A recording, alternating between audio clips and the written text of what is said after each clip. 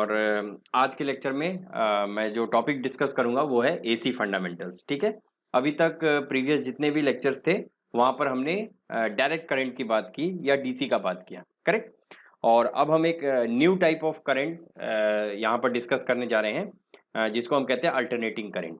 अब क्वेश्चन ये है कि why it is known as alternating current, what is the meaning of this alternating. तो जैसा कि आप यहाँ पर डायग्राम में देख सकते हैं, इस वेवफॉर्म में देख सकते हैं, यहाँ पर मैंने एक साइनोसॉइडल वेव बनाया है। ये किस तरह का वेव है? This is basically sine wave, correct.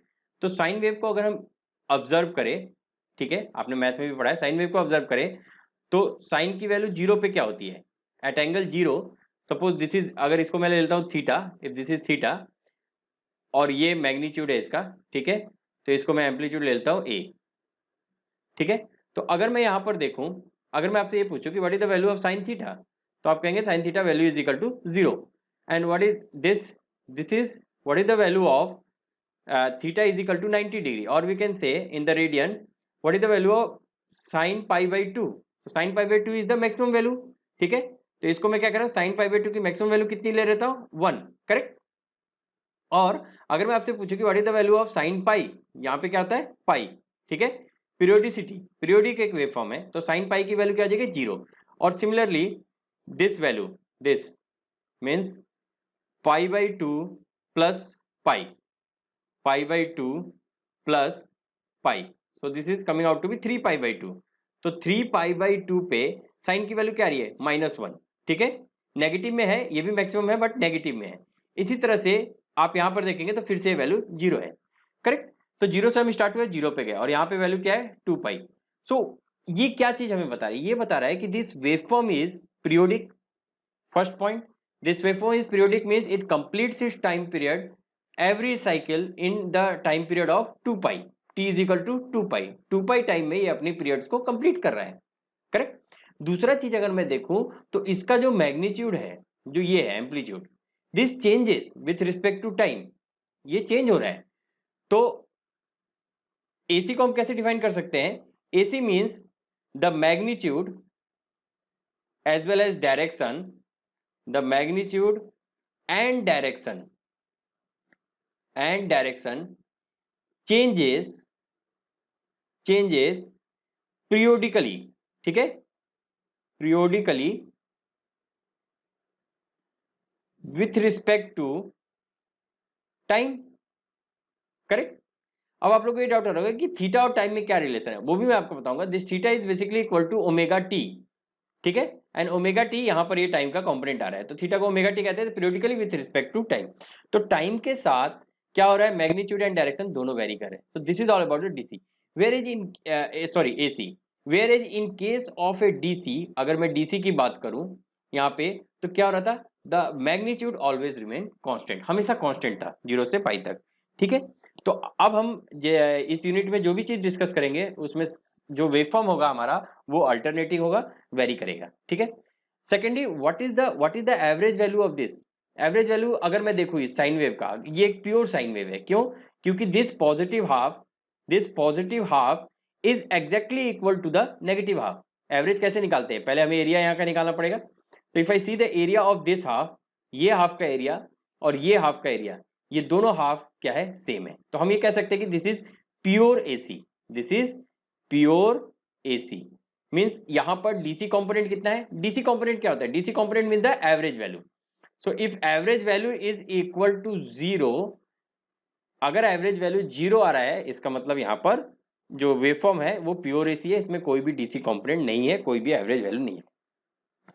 यहीं पर अगर ये वेवफॉर्म अगर ऐसे होता, सपोज दैट, ठीक है, ये हाफ पोर्शन नहीं होता, अगर ये पोर्शन नहीं होता यहां पर और ये ऊपर होता, तब भी क्या इसका एवरेज वैल्यू जीरो होता? नहीं, तब इसका एवरेज वैल्यू जीरो नहीं होता।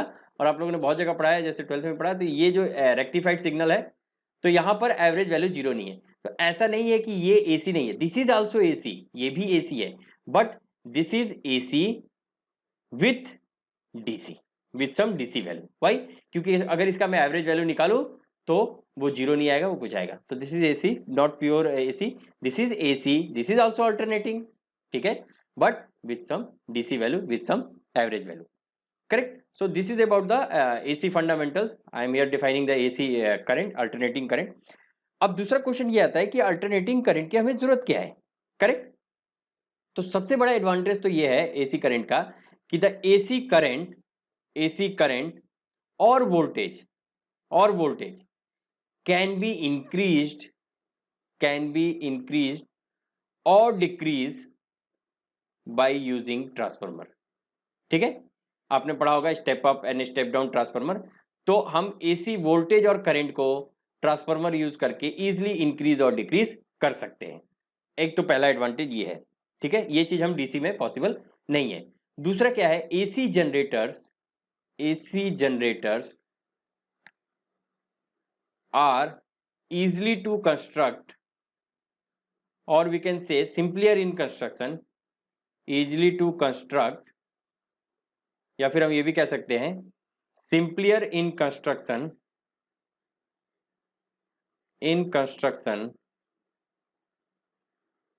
as compared to DC, correct?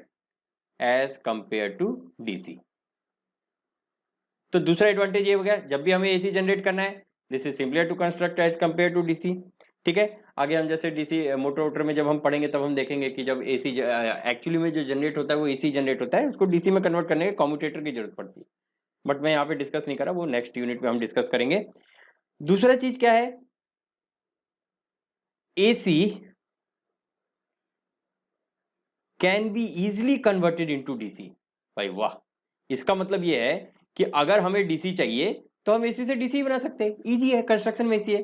तो ये सब एडवांटेज होने के कारण due to this some of this advantage we basically prefer the AC. इसलिए आपके यहाँ जो सप्लाई भी आती है वो भी हम एसी में लाते हैं। क्यों? क्योंकि वोल्टेज और करंट इंक्रीज डिक्रीज कर सकते हैं, तो उससे हम लॉसेस बहुत कम कर लेते हैं, करेक्ट? ईडी करंट लॉस आपने पढ़ा होगा, तो वो बहुत कम हो जाता है, वोल्टेज की वैल्यू को इंक्रीज करके करंट डिक्रीज कर देते हैं।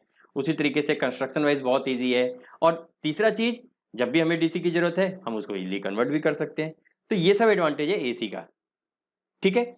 अच्छा, एक चीज और है, कई बार हमारे दिमाग में ये आता है कि एसी सिग्नल वही सिग्नल है जो साइन वेव है ठीक है? अगर ये साइन वेव है तो ये एसी है, ऐसा नहीं है। अगर एक स्क्वायर वेव भी अल्टरनेटिंग वेरी कर रहा है, अगर मान लीजिए ये स्क्वायर वेव है तो ये भी अल्टरनेटिंग करंट है, दिस इज ऑल्सो अल्टरनेट तो कर रहा है ना, positive negative positive.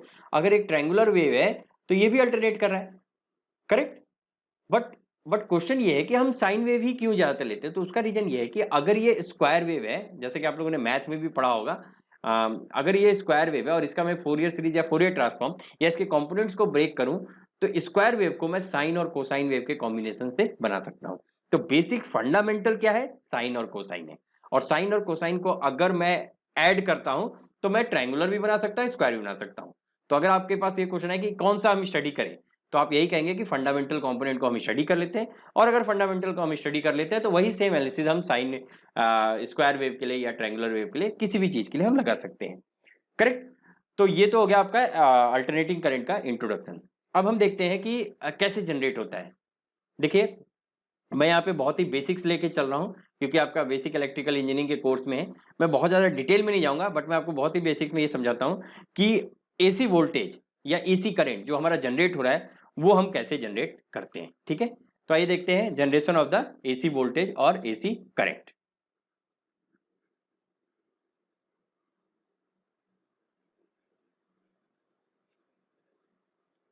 Generation of AC voltage. तो देखिए, एसी वोल्टेज का जो जनरेशन है, बेसिकली जो लॉ है इसमें, जो प्रिंसिपल हम यूज करते हैं जिसके कारण हम एसी वोल्टेज की जनरेशन को समझ सकते हैं, that is Faraday's law of electromagnetic induction.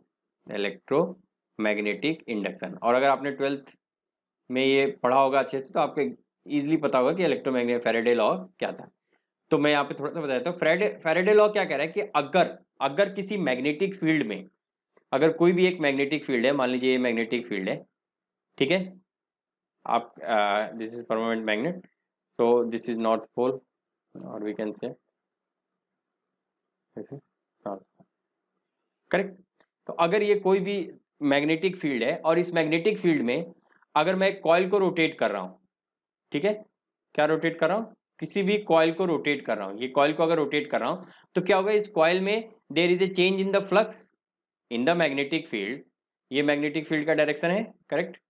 और अगर इसमें मैं किसी कॉइल को रोटेट कर रहा हूं, इस कॉइल को रोटेट कर रहा हूं, तो क्या होगा, अगर इस कॉइल को मैं ऐसे ऐसे रोटेट कर रहा हूं सर्कुलर मोशन में, तो क्या होगा, there is a change in the magnetic field, मतलब फ्लक्स को क्या, मैग्नेटिक फील्ड को कट करेगा, फ्लक्स को कट करेगा, यानी फाई क्या होगा, चेंज होगा, there is change in the flux, ठीक है। अब correct, and if there is a change in the flux the EMF is induced in the coil, EMF induced in the coil. So this is Faraday law of electromagnetic induction. अब same इसी principal को हम use करके AC voltage को generate कर सकते हैं। तो आइए कंस्ट्रक्शन का डायग्राम देखते हैं जिसके थ्रू हम जनरेट कर सकते हैं, और मैं आपको बताता हूँ कि उसको कैसे हम कॉइल के थ्रू जनरेट करते हैं, ठीक है। तो ये सिमेट्रिक डायग्राम है जिसके थ्रू हम मैं आपको समझाता हूँ कि एसी वोल्टेज को हम कैसे जनरेट करते हैं। तो यहाँ पे आप देख सकते हैं ये है नॉर्थ पोल और ये है साउथ पोल। आपको पता है मैग्नेटिक फील्ड का डायरेक्शन कैसे होगा, north pole to south pole. तो ये जो परमानेंट मैग्नेट है ये क्या जनरेट करे, मैग्नेटिक फील्ड जनरेट कर रहे हैं। और Faraday law of electromagnetic induction क्या कहते हैं कि किसी मैग्नेटिक फील्ड में अगर मैं इस कॉइल को रोटेट कर रहा हूं, अब ये देखिए कॉइल है, कॉइल का डायरेक्शन कैसे है, axis of rotation this is anti clockwise, correct. Omega frequency से ये एंटी क्लॉकवाइज में ये कॉइल रोटेट कर रहा है। तो अगर ये कॉइल यहां पर रोटेट कर रहा है मींस द फ्लक्स, जो ये फ्लक्स को कट करेगा वो क्या होगा, डिफरेंट होगा with respect to different angle. जो भी एंगल हम रखेंगे, तो जो मैं थीटा की बात कर रहा था वहां पर, वो थीटा क्या है, theta is the angle made with this magnetic field. तो जो भी मैग्नेटिक फील्ड के साथ जो एंगल बन रहा है वो आपका थीटा था। तो आप देख सकते हैं यहाँ पे थीटा चेंज होता जाएगा जैसे जैसे कॉइल रोटेट करेगा, and due to changing of the rotation of this coil flux हमारा चेंज होगा, और फ्लक्स चेंज होने के कारण क्या होगा, यहाँ पर ईएमएफ इंड्यूस होगा। और वो हम कैसे कलेक्ट करेंगे, यहाँ पर आप देख सकते हैं दीज आर द ब्रशेस, ये दो ब्रश लगे हुए हैं, एक ए बी कॉइल से कनेक्टेड है और एक सी डी कॉइल से। जैसे अगर ये मैं देखूं तो ये ए बी कॉइल से यहाँ से कनेक्टेड है, आप देख सकते हैं ये ब्रशेस, और यहाँ से ये सी डी कॉइल से कनेक्टेड है ये ब्रशेस। तो यहाँ पे क्या होगा, ईएमएफ इंड्यूस होगा। और आपको पता है कि जब कॉइल ए बी जब ऊपर जा रहा है, यानी इसका टॉर्क का डायरेक्शन जब इस तरह से है, तो कॉइल सी डी का डायरेक्शन ऐसे है, अपोजिट है, ठीक है, ऐसे रोटेट करेगा तो इन दोनों का डायरेक्शन क्या है, अपोजिट है। आप फ्लेमिंग लेफ्ट हैंड रूल से हम इजीली करंट का डायरेक्शन निकाल सकते हैं। तो इसमें जो ईएमएफ इंड्यूस होगा वो डिफरेंट होगा, मतलब अपोजिट होगा। तो क्या होगा, यहाँ पर एक पोलैरिटी जनरेट करेगी, एक ईएमएफ जनरेट करेगा। अब यहाँ पर क्या है, ये जो स्लिप रिंग्स है ये रोटेटिंग पार्ट है, मतलब ये रोटेट कर रहा है। इसके साथ हम एक ब्रशेस कनेक्ट करते हैं, जैसे आपने पी और क्यू लिखा हुआ है, ये पी और क्यू क्या है, ब्रशेस है। ब्रशेस मतलब जस्ट उसके कॉन्टेक्ट में रहते हैं, लेकिन ये रोटेट नहीं करते। तो ये क्या करते हैं, जो भी यहाँ से करंट जो आ रहा है उस करंट को यहाँ से कलेक्ट करेंगे, और कलेक्ट करने के कारण ये जो करंट है ये रेजिस्टेंस के अक्रॉस फ्लो करेगा। तो ये जो करंट हम यहाँ पे ऑब्टेन कर रहे हैं, this is basically the AC current. So this is the simple explanation of the generation of the AC voltage, ठीक है। बहुत ज़्यादा डिटेल में नहीं जाएंगे क्योंकि बहुत ज़्यादा डिटेल में अगर मैं देखूँ तो हमको सेक्शन सी में भी कंप्लीट करना है इसमें, DC motor and DC generator, तो वहाँ पे थोड़ा डिटेल में पढ़ लेंगे। अभी के लिए आप इतना जानिए कि यहाँ पर एग्जैक्टली क्या हो रहा है कि एक मैग्नेटिक फील्ड में इस तरह से हमारा क्या हो रहा है, ये जो कॉइल है ये रोटेट कर रहा है, करेक्ट।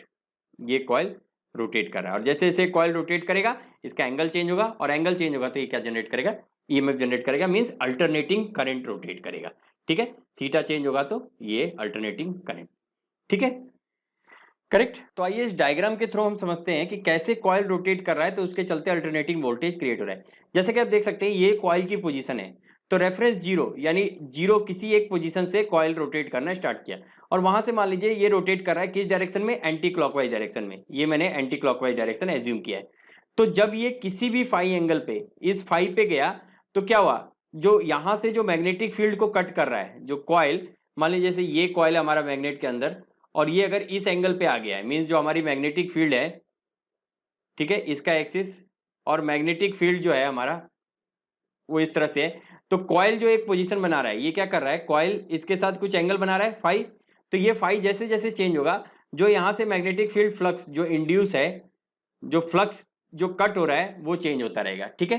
तो जैसे यहाँ पे आप देख सकते हैं, अगर ये बिल्कुल ही मैग्नेटिक फील्ड के अगर आप मैग्नेटिक फील्ड के बिल्कुल पैरेलल आ जाए कॉइल, यानी ये हमारा कॉइल है और ये हमारी मैग्नेटिक फील्ड है, तो क्या होगा, उस कंडीशन में कोई भी फ्लक्स नहीं कट होगा इस कॉइल से, करेक्ट। तो अगर कोई भी या negligible amount of flux cut होगा, तो अगर नेग्लिजिबल फ्लक्स हो रहा है तो यहाँ पे ईएमएफ की वैल्यू भी जो जनरेट होगी वो क्या हो जाएगी, जीरो। तो आप यहाँ पे देख सकते हैं फर्स्ट पॉइंट ये है, जब ये यहाँ पर था यानी मैग्नेटिक फील्ड के बिल्कुल ही पैरेलल है कॉइल, तब यहाँ पर कितना जनरेट हुआ, जीरो। अब जैसे जैसे इसकी पोजीशन चेंज होती जाएगी, मैं मान लेता हूँ ये मैग्नेटिक फील्ड है, अब अगर कॉइल की पोजीशन ये हो गई है, ठीक है, दिस वन, तो यहाँ पे क्या होगा, अब क्या कर रहा है, अब ये मैग्नेटिक फ्लक्स को कट कर रहा है, तो कट करेगा मतलब ईएमएफ जनरेट होगा। और जैसे जैसे ये स्ट्रेट होता जाएगा, मींस इस पोजीशन पे क्या होगा, सबसे मैक्सिमम फ्लक्स कट होगा, सबसे मैक्सिमम फ्लक्स कट होगा। तो ये पोजीशन ये है, यानी यहाँ पे जब आएगा, जब वो 90 डिग्री पे आएगा तो सबसे ज्यादा मैक्सिमम फ्लक्स कटेगा, और यहाँ पे जो ईएमएफ की वैल्यू होगी जो जनरेट होगी वो मैक्सिमम होगी। उसी तरीके से फिर ये जब इस डायरेक्शन में रोटेट करता जाएगा तो हमारा ईएमएफ का डायरेक्शन चेंज हो जाएगा और ये वैल्यू रिड्यूस होने लगेगी और फिर कहाँ पे आ जाएगी, जीरो पे। और फिर जब ये कॉइल जब इस पोजीशन पे आएगा तब भी मैक्सिमम फ्लक्स जनरेट होगा।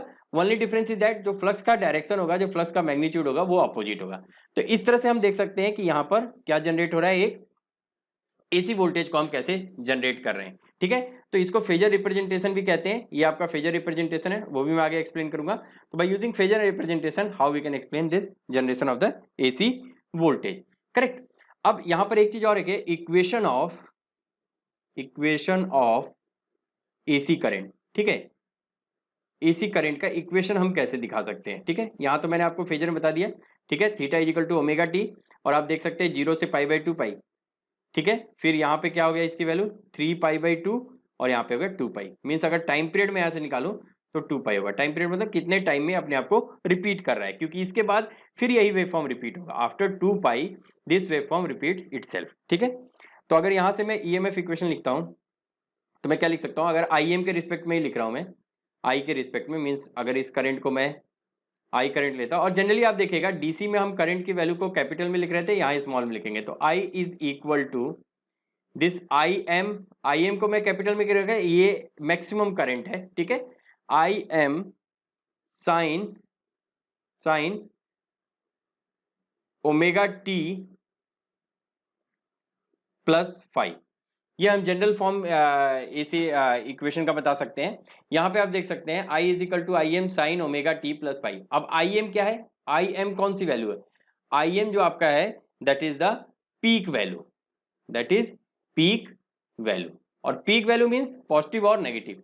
तो जैसे आप देख सकते हैं यहां पर ये पीक वैल्यू कितना है, आई एम, मतलब ये और ये वैल्यू सेम है, क्योंकि ये प्योर साइन वेव है तो positive half negative half same होगा।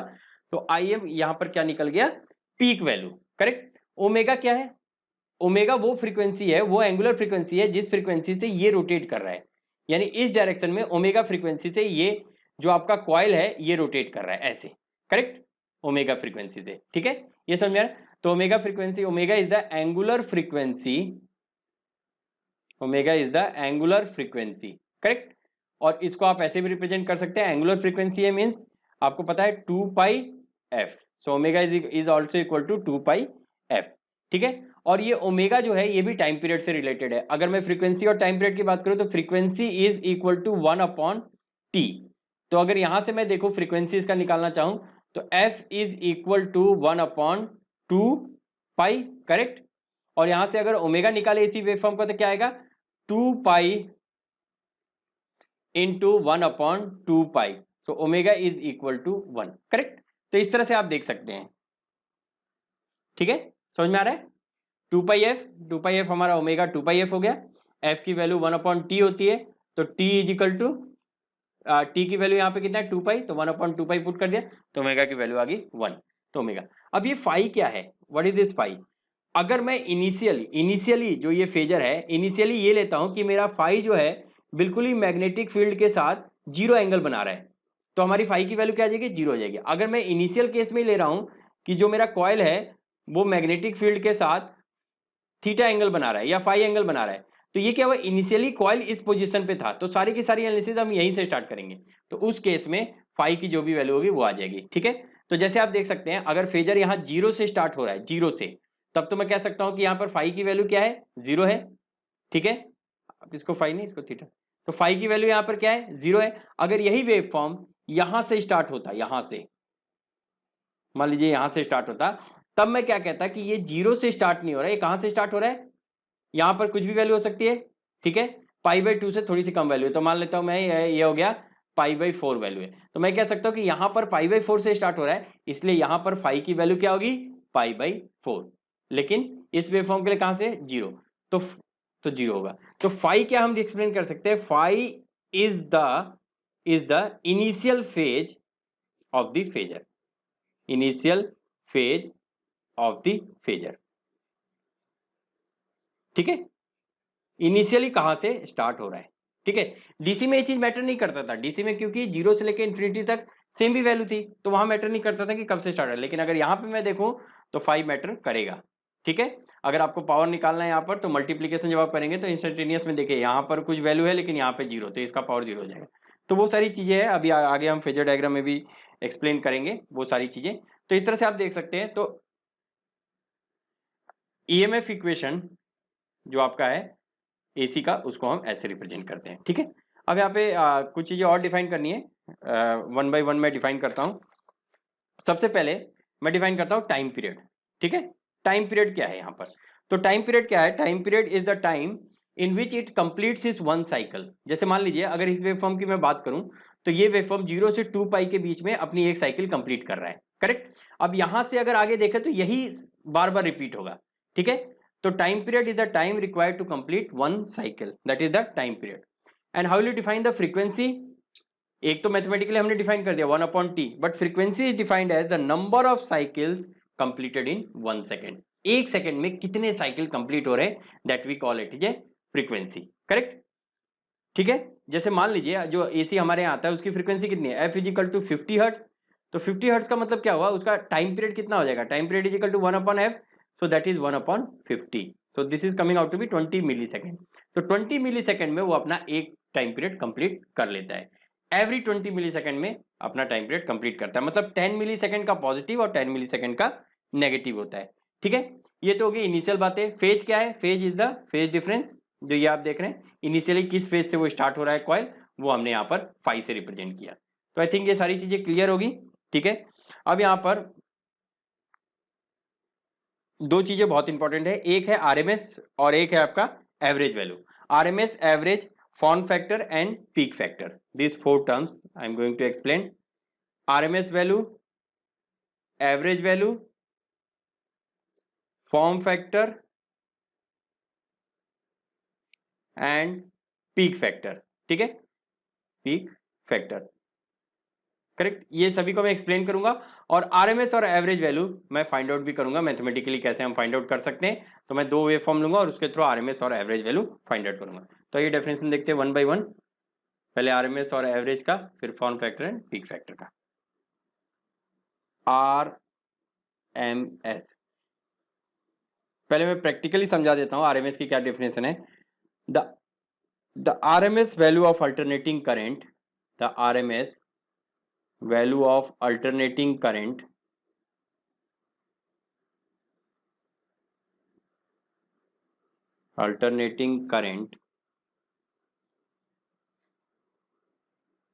is the steady state value, is the steady state value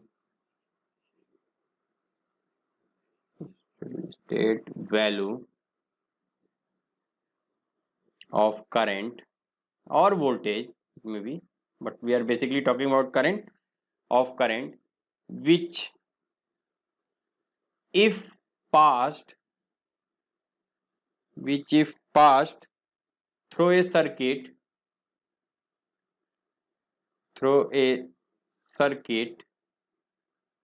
RC circuit or any type of circuit produces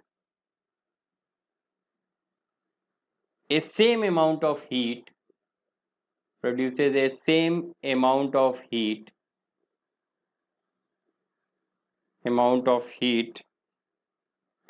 as produced by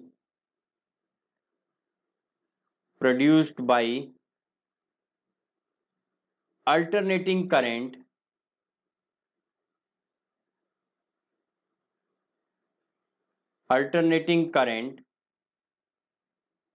flowing through the same circuit, flowing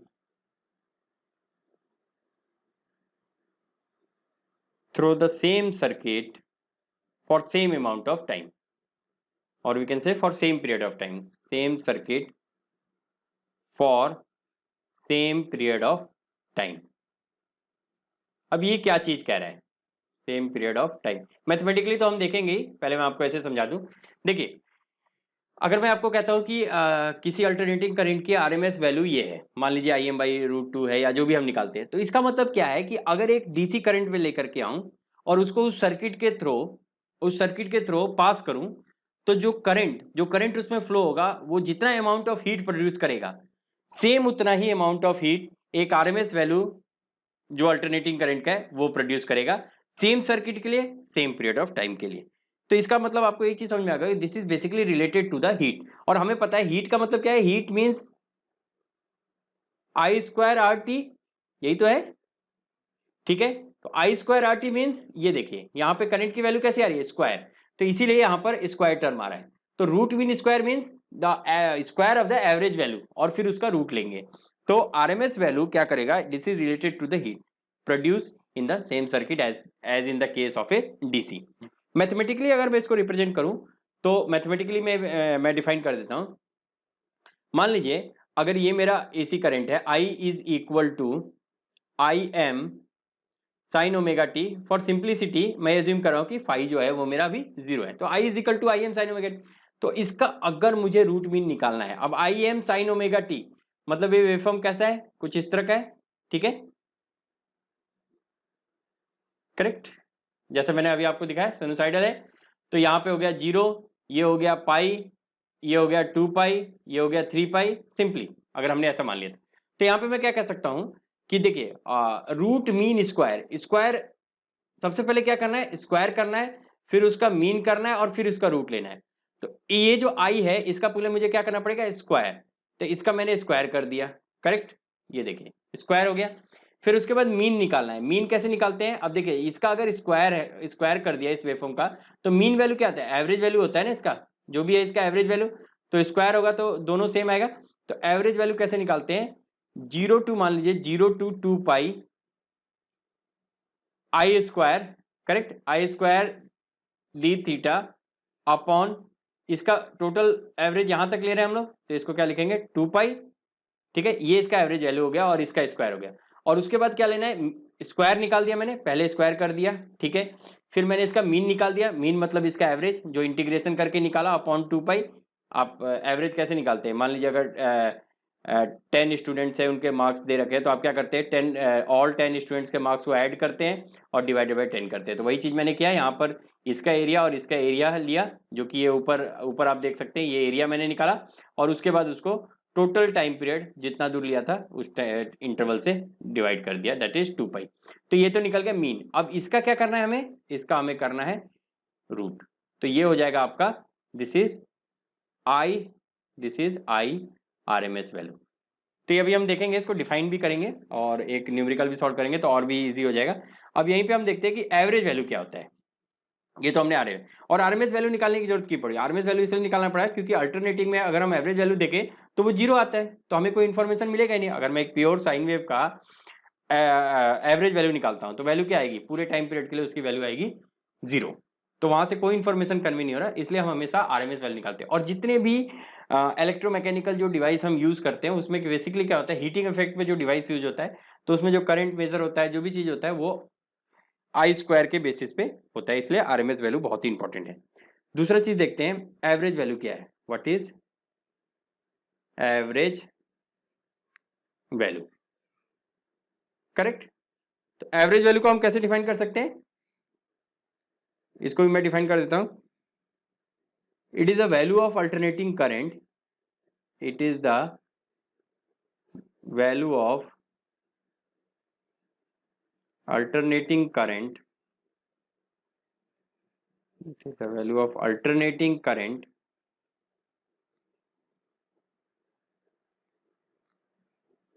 or steady current which transfer across transfer across any circuit, which transfer across any circuit the same amount of charge, the same amount of charge, the same amount of charge as transferred by DC. Correct.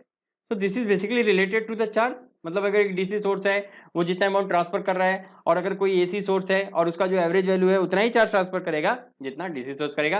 Condition is that in same period of time. ठीक है. तो ये तो definition हो गया इसका practical point of view से. अब एवरेज वैल्यू हम कैसे निकालते हैं. मान लीजिए अगर ये मेरे पास साइन वेव है, इसका एवरेज वैल्यू क्या हो सकता है. सिंपली मैं यही कहूंगा जैसे मैंने ऊपर निकाला, इन दोनों का एरिया हम निकालेंगे, area under this curve and area under this, और एरिया से निकालने के बाद टोटल टाइम इंटरवल से क्या करेंगे, डिवाइड कर देंगे. तो यहाँ पे एवरेज वैल्यू अगर इसके लिए मुझे डिफाइन करना है तो आई एवरेज में क्या कर सकता हूँ, I average is equal to total time period क्या है 0 to this 2 pi, this pi 0, so total 1/2 pi, this is the total time interval from 0 to 2 pi I d theta. अगर ये थीटा है और ये आपका करंट आई है. ठीक है. अभी हम इसको और भी एक न्यूमेरिकल के थ्रू समझते हैं क्योंकि आपके पेपर में न्यूमेरिकल आता है और एवरेज वैल्यू और आरएमएस वैल्यू को वहाँ पे निकालने का था. लेकिन उससे पहले मैं आपको फॉर्म फैक्टर और पीक फैक्टर एक्सप्लेन कर देता हूँ और उसके बाद हम फिर इस पर न्यूमेरिकल लेंगे. तो फॉर्म फैक्टर क्या होता है. Form factor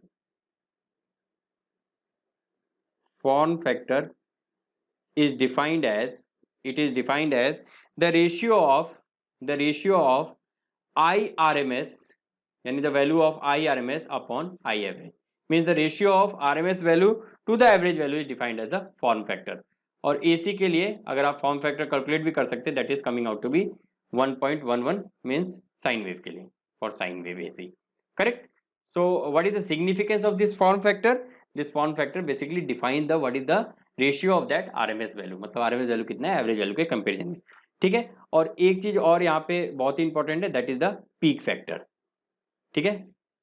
peak factor. तो पीक फैक्टर को हम कैसे डिफाइन कर सकते हैं, KP is equal to I max upon I RMS, means this is the ratio of maximum value of the current to the RMS value. और इसका advantage क्या है, सिग्निफिकेंस क्या है, दिस इज यूज्ड टू